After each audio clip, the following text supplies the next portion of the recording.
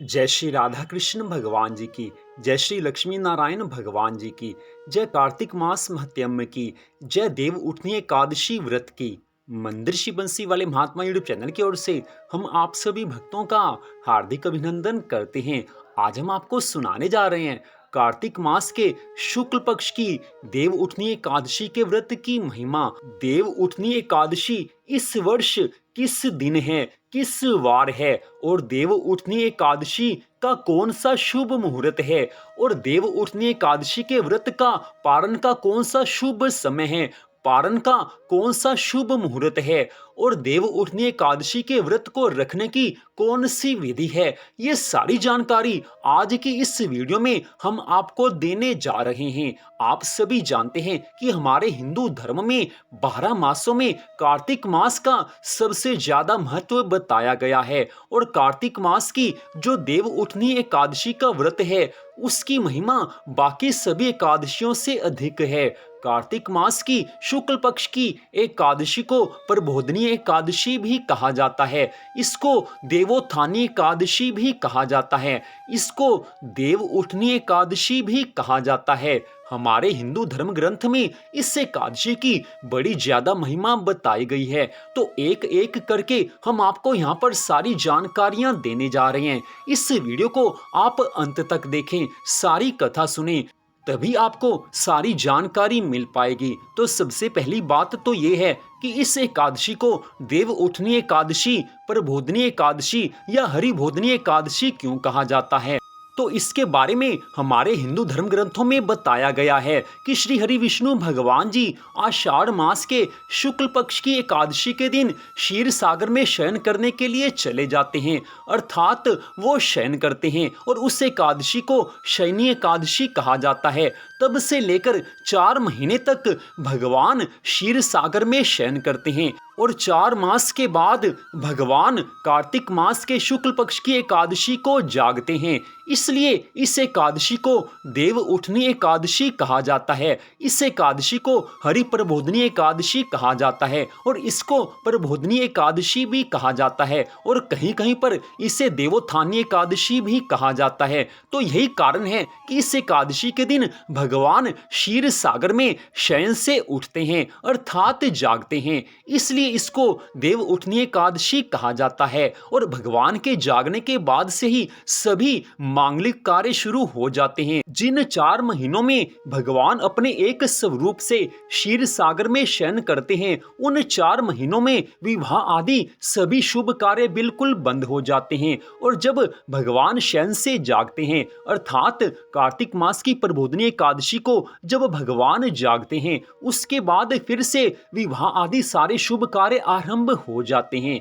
देव उठनी एकादशी के दिन ही शालिग्राम भगवान जी का तुलसी माता जी के साथ विवाह किया जाता है। इसी दिन से श्री हरि विष्णु भगवान जी पुनः सृष्टि का कार्यभार संभालते हैं और इसी दिन से सभी तरह के मांगलिक कार्य भी शुरू हो जाते हैं। हमारे हिंदू धर्म में एकादशी तिथि का बहुत अधिक महत्व माना जाता है। एकादशी तिथि श्री हरि विष्णु भगवान जी को समर्पित होती है। इस दिन विधि विधान से श्री हरि विष्णु भगवान जी की पूजा आराधना की जाती है। धार्मिक ग्रंथों के अनुसार एकादशी का व्रत रखने मात्र से श्री हरि विष्णु भगवान जी की अनंत कृपा मिलती है।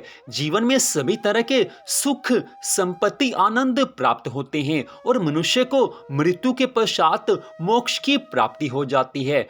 तो अब हम आपको यहाँ पर बताने जा रहे हैं कि इस वर्ष 2021 में देव उठनी एकादशी कब है, देव उठनी एकादशी का शुभ मुहूर्त कौन सा है और देव उठनी एकादशी के व्रत की पालना का शुभ मुहूर्त कौन सा है। तो सबसे पहले इस वर्ष कार्तिक मास के शुक्ल पक्ष की देव उठनी एकादशी 14 नवंबर दिन रविवार को है। देव उठनी एकादशी अर्थात प्रबोधनी एकादशी इस वर्ष 2021 में 14 नवंबर दिन रविवार को है।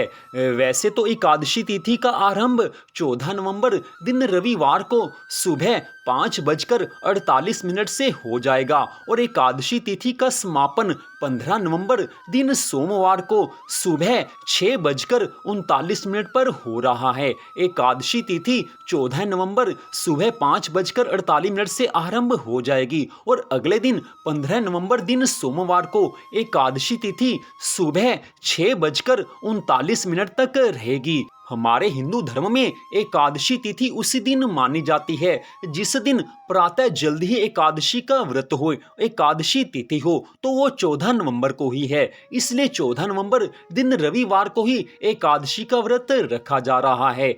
और देव उठनी एकादशी की पारना का शुभ मुहूर्त यहाँ पर हम आपको बताने जा रहे हैं। देव उठनी एकादशी की पारना का शुभ मुहूर्त 15 नवंबर दिन सोमवार को दोपहर 1:10 से लेकर दोपहर बाद 3:19 तक रहेगा।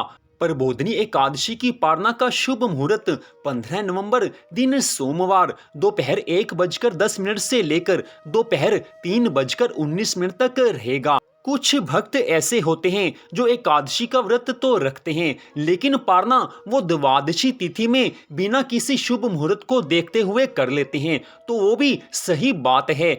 उस नियम के अनुसार ऐसे भक्त 15 नवंबर दिन सोमवार को सुबह 6:40 के बाद कभी भी व्रत की पारना कर सकते हैं, क्योंकि 6:39 पर एकादशी तिथि समाप्त हो जाएगी। उसके पश्चात द्वादशी तिथि आरंभ हो जाएगी। तो आप सोमवार अर्थात 15 नवंबर को सुबह 6:40 के बाद आप कभी भी व्रत को खोल सकते हैं, व्रत की पारना कर सकते हैं। तो जैसा आपको उचित लगे उसी हिसाब से आप कर लीजिए। तो यहाँ पर अब हम आपको बताने जा रहे हैं कि देव उठनी एकादशी के व्रत की कौन सी विधि है, किस विधि से प्रबोधनी एकादशी का व्रत रखा जाता है। ये सारी जानकारी अब हम आपको यहाँ पर देने जा रहे हैं। एक एक बात को आप ध्यान से सुने, क्योंकि इस एकादशी का हमारे हिंदू धर्म में बहुत अधिक महत्व बताया जाता है, इसलिए आप पूरी बातें ध्यान से सुने।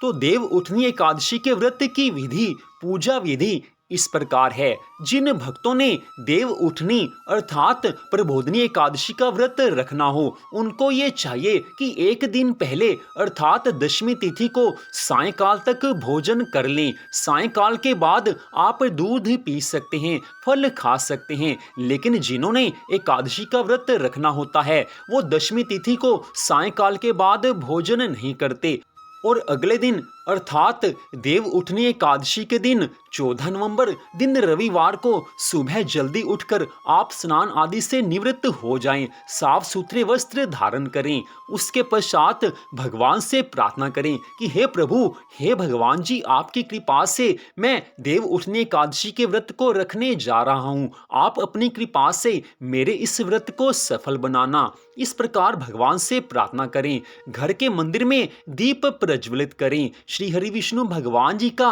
गंगा जल से अभिषेक करें। और गंगा जल अगर घर में ना हो तो भी कोई बात नहीं है, आप भगवान जी की पूजा के लिए पुष्प और तुलसी दल अर्पित करें। सुंदर फूलों और तुलसी जी से श्री हरि विष्णु भगवान जी की पूजा आराधना करें। भगवान श्री राधा कृष्ण जी की पूजा आराधना करें। भगवान श्री विष्णु जी को पुष्प और तुलसी दल इस दिन अवश्य अर्पित करने चाहिए। देव उठनी एकादशी के दिन तुलसी विवाह भी होता है। इस दिन श्री हरि विष्णु भगवान जी के शालिग्राम अवतार और माता तुलसी जी का विवाह किया जाता है।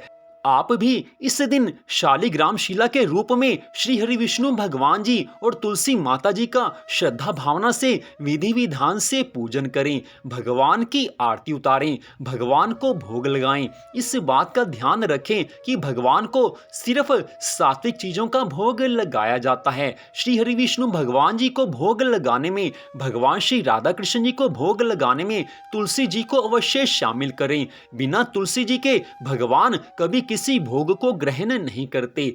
और इस पावन दिन श्री हरि विष्णु भगवान जी का माता महालक्ष्मी जी के साथ भी पूजन करें। माता महालक्ष्मी इस दिन अपने भक्तों पर अनंत कृपा करती हैं। यह दिन माता महालक्ष्मी को विशेष रूप से प्रिय है। जो भी इस दिन श्री हरि विष्णु भगवान जी का माता महालक्ष्मी जी के साथ पूजन करते हैं, उन भक्तों के जीवन में कभी भी धन संपत्ति की कमी नहीं आती। ऐसे भक्त सदा सपरिवार सुखी रहते हैं। तो इस दिन आप विशेष रूप से श्री हरि विष्णु भगवान जी और माता महालक्ष्मी जी की पूजा करें। और जिन भक्तों के घर में मान लीजिए तुलसी जी नहीं हैं, तो ऐसे लोग आसपास के घर में से तुलसी दल ला सकते हैं, लेकिन फिर भी तुलसी दल ना मिले तो आप भगवान जी से प्रार्थना कीजिए कि हे श्री हरि विष्णु भगवान जी, हे श्री राधा कृष्ण भगवान जी, मुझे तुलसी पत्र नहीं मिले हैं। अगली बार मैं अपने घर पर तुलसी का पौधा अवश्य लगाऊंगा, आपको तुलसी दल समर्पित करूंगा। आज की इस पूजा को आप खुशी से स्वीकार कर लीजिए। तुलसी दल नहीं है, लेकिन मेरी भावना है कि मैं आपका सच्ची श्रद्धा भावना से पूजन करूं। मेरी पूजा को आप स्वीकार करें।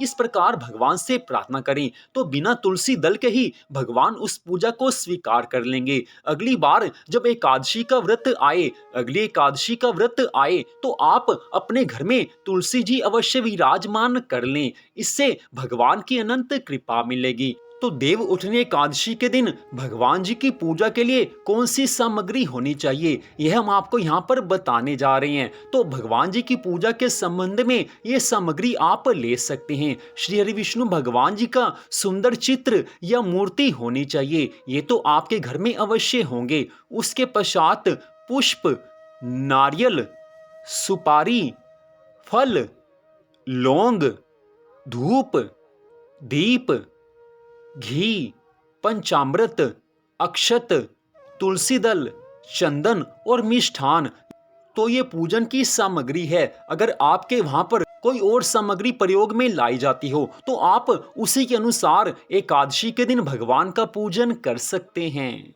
इसके बाद बात आती है कि आप देव उठनी एकादशी के दिन सारा दिन भगवान के मंगलमय नामों का जाप करें। श्री हरि विष्णु भगवान जी के नामों का जाप करें। भगवान का जो नाम आपको प्यारा लगता हो उसी नाम का आप जाप करें। सारा दिन भगवान को याद करते रहें और इस दिन आप वही चीजें खा सकते हैं जो एकादशी के दिन खाई जा सकती हैं। अगर आप चाहें तो बिना कुछ खाए पिए भी व्रत रख सकते हैं, लेकिन अगर आप चाहें तो दूध पी सकते हैं, फल खा सकते हैं। अगर आप चाहें तो एकादशी के व्रत वाला भोजन कर सकते हैं, लेकिन भूल से भी आप अन्न या चावल इस दिन ना खाएं। केवल एकादशी के व्रत वाला भोजन वो भी एक समय आप कर सकते हैं। सायंकाल आने पर आप फिर से भगवान जी का पूजन करें। श्रद्धा भगवान से भगवान जी का पूजन करके भगवान की आरती उतारें।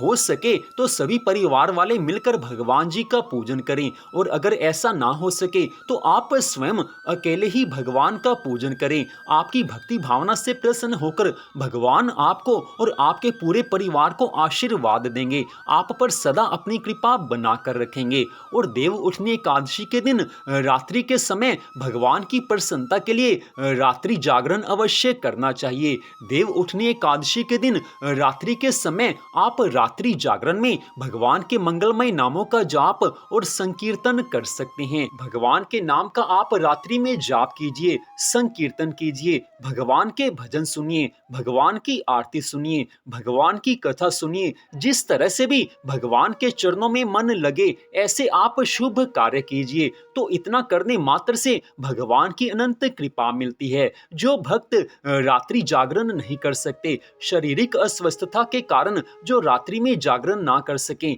ऐसे भक्त रात्रि में सोते समय भगवान के मंगलमय नामों का जाप करते हुए भगवान को याद करते हुए सो जाएं, उनको भी भगवान की पूरी कृपा मिलेगी। तो इस प्रकार प्रबोधिनी एकादशी अर्थात देव उठनी एकादशी के व्रत की सारी विधि को हमने आपको बताया है।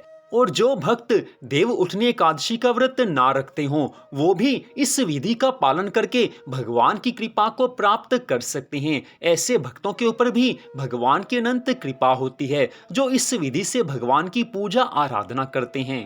तो इस प्रकार मंदिर श्री बंसी वाले महात्मा यूट्यूब चैनल की ओर से आपने कार्तिक मास के शुक्ल पक्ष की देव उठनी एकादशी के व्रत की सारी महत्वपूर्ण जानकारी सुनी है, आपने सारी कथा सुनी। आप सबका हार्दिक धन्यवाद। कोई और प्रश्न इस वीडियो के संबंध में आपके मन में हो, इस कथा से संबंधित कोई बात आप पूछना चाहते हैं तो आप कमेंट करके पूछ सकते हैं, आपके प्रश्न का उत्तर अवश्य दिया जाएगा। तो आपका फिर से धन्यवाद। भगवान की अन्य कथाओं को सुनने के लिए कृपया हमारे चैनल को आप सब्सक्राइब कर लीजिए। भगवान श्री राधा कृष्ण जी की, भगवान श्री लक्ष्मी नारायण जी की कार्तिक मास के शुक्ल पक्ष की देव उठनी एकादशी की कृपा सदा आप सब पर, आपके परिवार पर बनी रहे, इसी मंगल कामना के साथ जय श्री राधा रानी सरकार की, जय श्री कृष्ण भगवान की, जय श्री लक्ष्मी नारायण जी भगवान की, जय देव उठनी एकादशी व्रत की। जय जय श्री राधे, जय जय श्री राधे, जय जय श्री राधे श्याम।